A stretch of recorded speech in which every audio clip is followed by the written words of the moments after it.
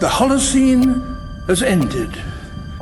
What we do now and in the next few years will profoundly affect the next few thousand years. The only conditions modern humans have ever known so far are changing, and changing fast. Nothing stays the same on this planet. Everything changes. The Earth is going into one of these jumps, and you don't know what is going to be on the other side of those jumps. The Earth is always jumping.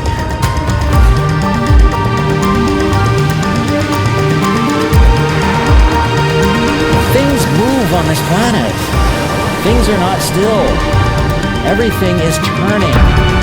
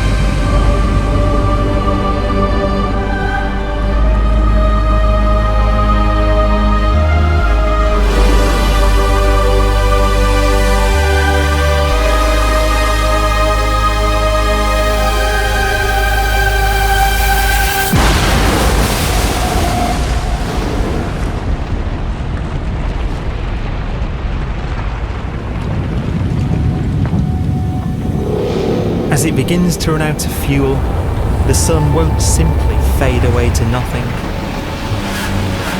Its core will collapse, and the extra heat this generates will cause its outer layers to expand.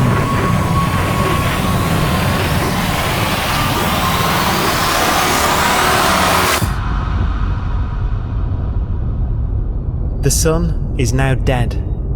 Its remains slowly cooling in the freezing temperatures of deep space.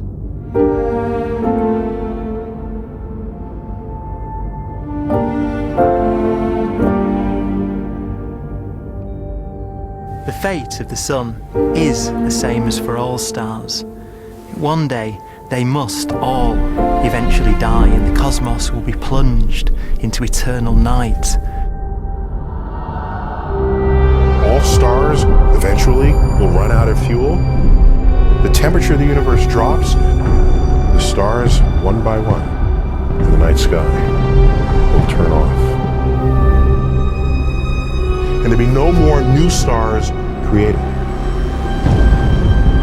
And so that the universe will end not with a bang, but with a whimper. And not in fire, but in ice.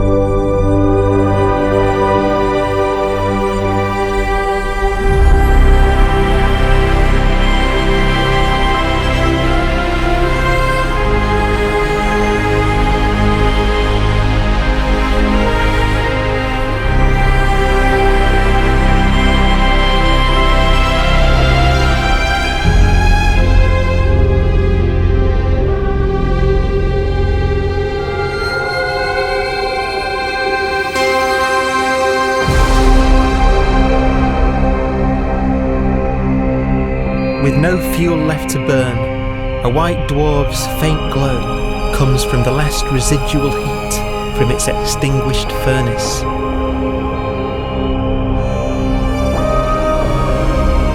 Looking at it from where the Earth is now, it would only generate the same amount of light as the full moon on a clear night.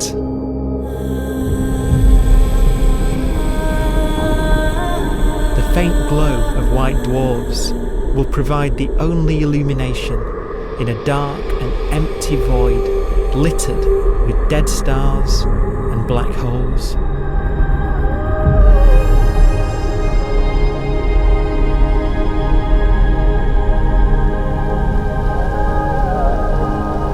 series is kind of a ghost universe. It's the corpses, the zombie stars, that will take us into the future.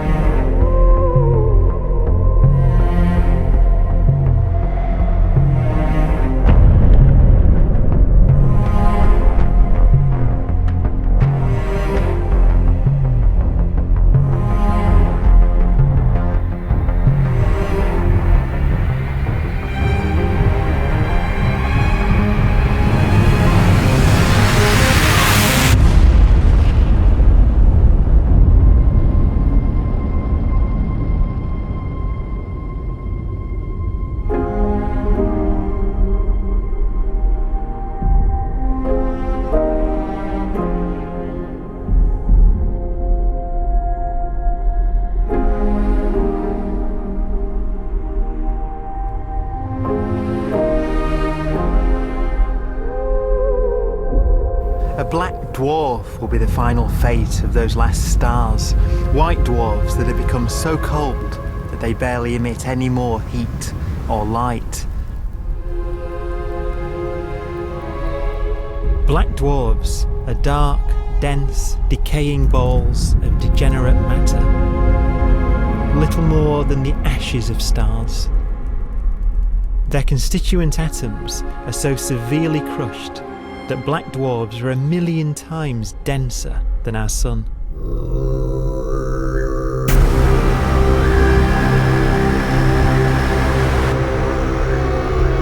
Stars take so long to reach this point, we believe there are currently no black dwarfs in the universe.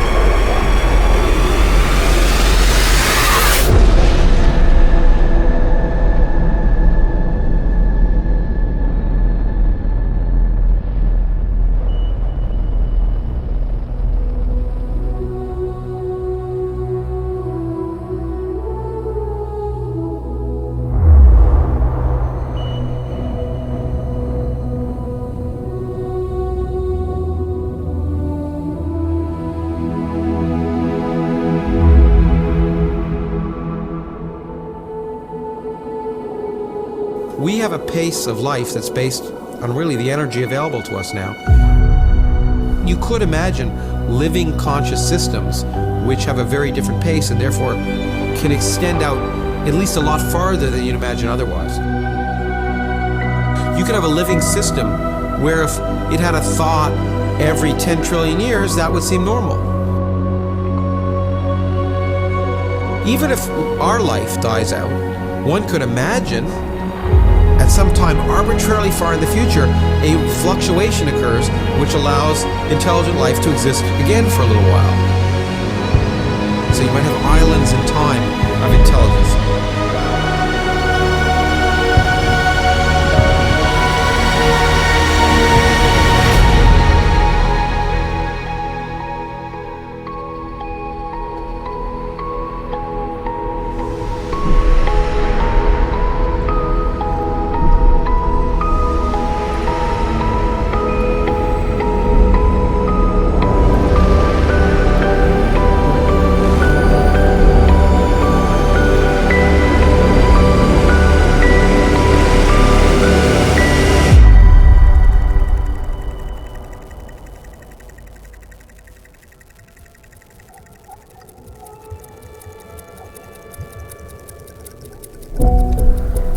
Proton, one of the fundamental building blocks of atomic matter, of what makes us up, can just spontaneously fall apart.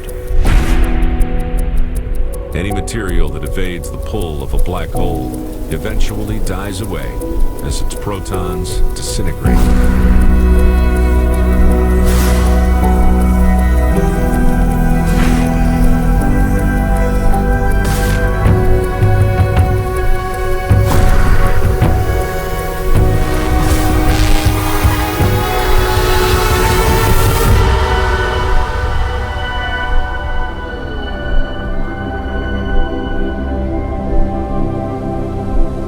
The matter inside black dwarfs, the last matter in the universe, will eventually evaporate away and be carried off into the void as radiation, leaving absolutely nothing behind.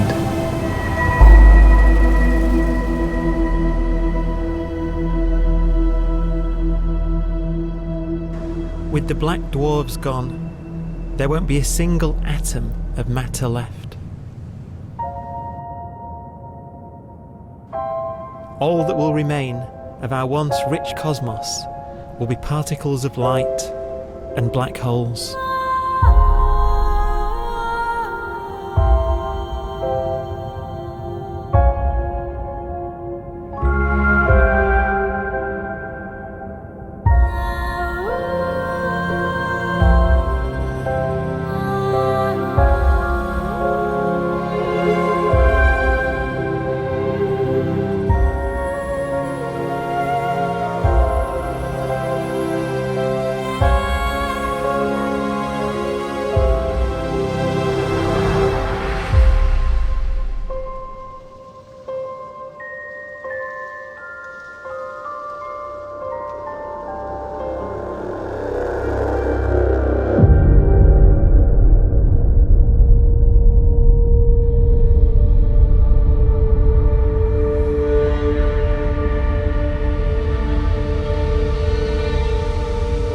The arrow of time creates a bright window in the universe's adolescence, during which life is possible. But it's a window that doesn't stay open for long. As a fraction of the lifespan of the universe, as measured from its beginning to the evaporation of the last black hole, life, as we know it, is only possible for 1,000th of a billion billionth billion billion billionth billion billion billionth of a percent.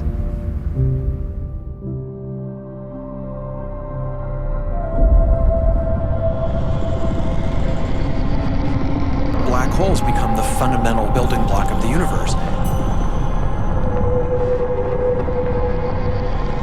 A galaxy will basically be a supermassive black hole in a center with smaller black holes orbiting it. Zombie galaxies filled with black holes continue to evolve. They'll eat each other and they'll get bigger, and maybe they'll fall into the supermassive black hole and it'll get bigger. The universe will still be an exciting, dynamic place.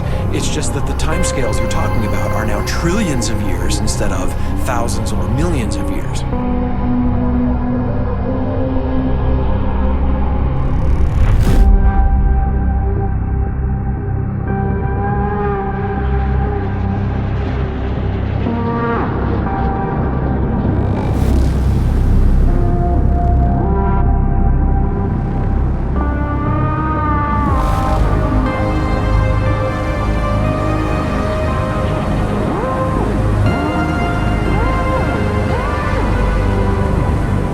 Black holes can bang on space-time like mallets on a drum.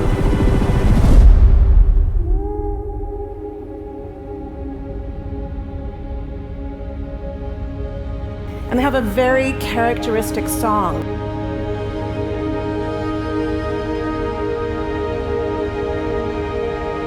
Imagine two black holes that have lived a long life together. At the end of their lives, they're going around each other, crossing thousands of kilometers in a fraction of a second. As they do so, they leave behind in their wake a ringing of space, an actual wave on space-time.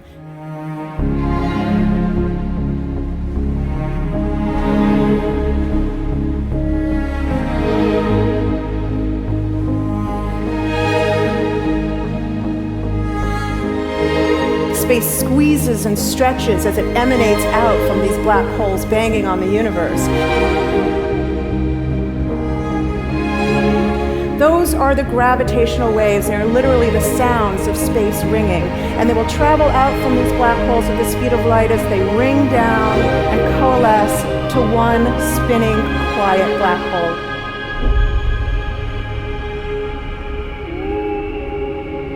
If you were standing near enough, your ear would resonate with the squeezing and stretching of space. You would literally hear the sound.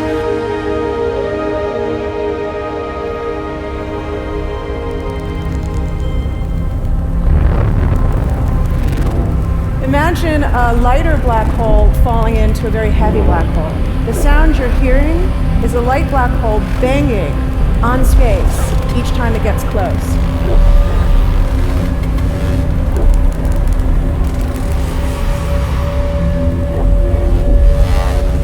As it falls in, it gets faster and it gets louder.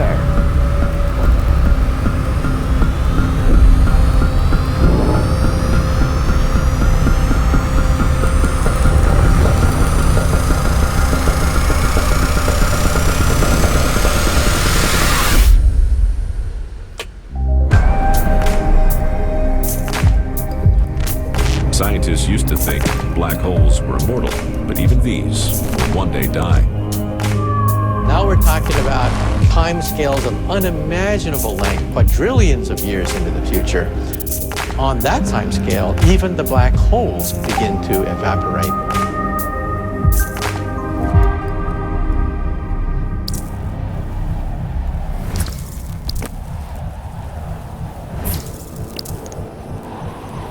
According to quantum mechanics, space is filled with virtual particles, antiparticles, that are constantly materializing in pairs, separating, coming together again, and annihilating each other.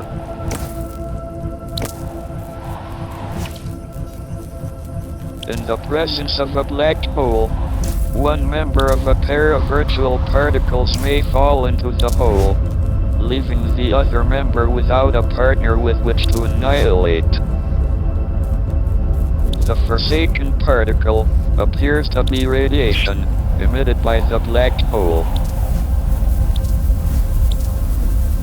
And so, black holes are not eternal.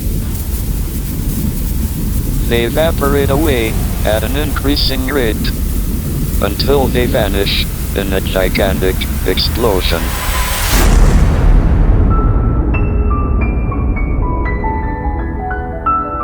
Quantum mechanics has allowed particles and radiation to escape from the ultimate prison, a black hole.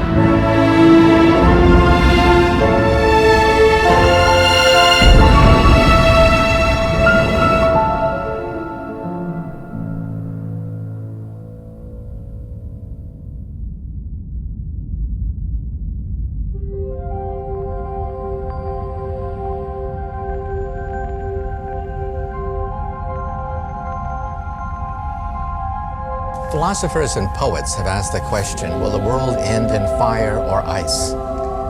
We can now give an answer. The latest evidence shows that the universe is not slowing down, but it's speeding up out of control. And the universe, we think, will die in ice. Trillions upon trillions of years from now. Empty space itself has energy. In every little cubic centimeter of space, whether or not there's stuff whether or not there's particles, matter, radiation, or whatever, there is still energy even in the space itself. And this energy, according to Einstein, exerts a push on the universe. What is the weird stuff that's accelerating the universe? We call it dark energy.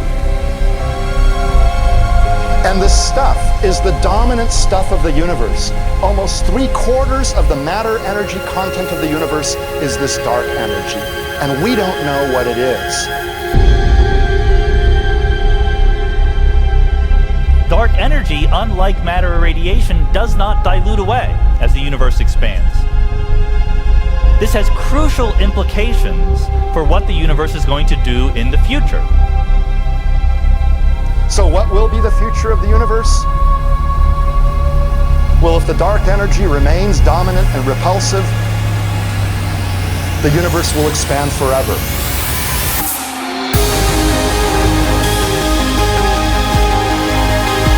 Faster and faster and faster with time. A runaway universe. 70% of the energy of the universe resides in empty space, and we don't understand why. But we do know what will happen. If that energy continues to be there, the universe will become cold and dark and empty. That's the future as it might be. We don't know because we don't yet understand the nature of dark energy. Until we do, we won't know the future. We won't even understand our own origins. And that's why we want to know and study this subject.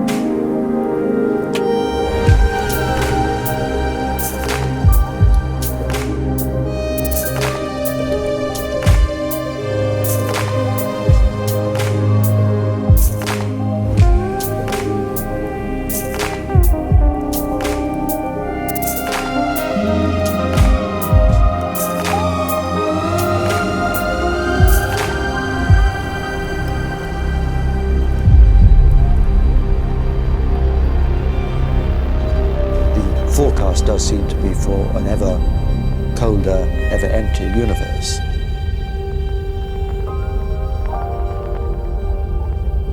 But then, of course, we have to ask, could that end lead to a new beginning?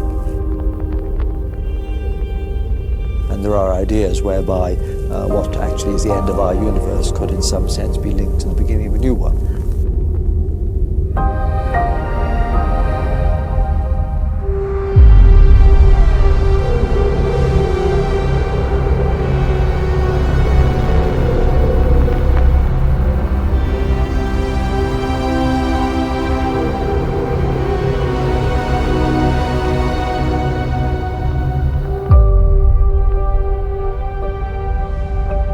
We've worked out the mathematics, the equations. They seem to say that if you have an atom smasher that can concentrate tremendous amounts of energy at a single point, you can perhaps open up a gateway, a baby universe.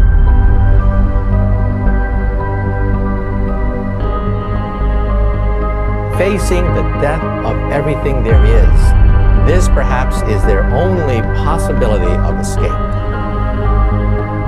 And this also raises a very intriguing possibility, sheer speculation of course, that perhaps any universe that has intelligent life in it will create baby universes, will create lifeboats, and proliferate child universes.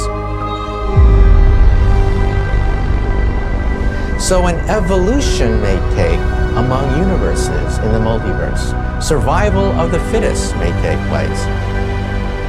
So those universes which do not have intelligent life are infertile. They have no children. But those universes that have mild temperatures, stars like us, would create civilizations that could open up child universes, and they would then proliferate.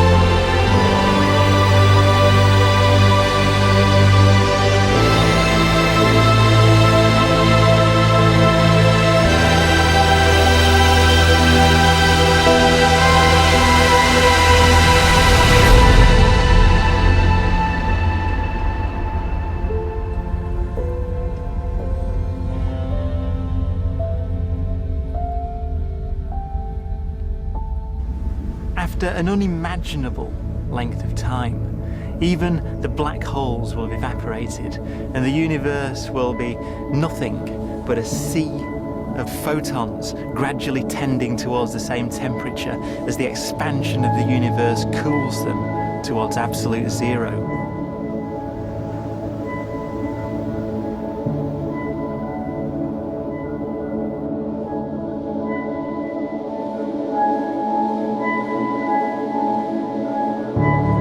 Once the very last remnants of the very last stars have finally decayed away to nothing, and everything reaches the same temperature, the story of the universe finally comes to an end.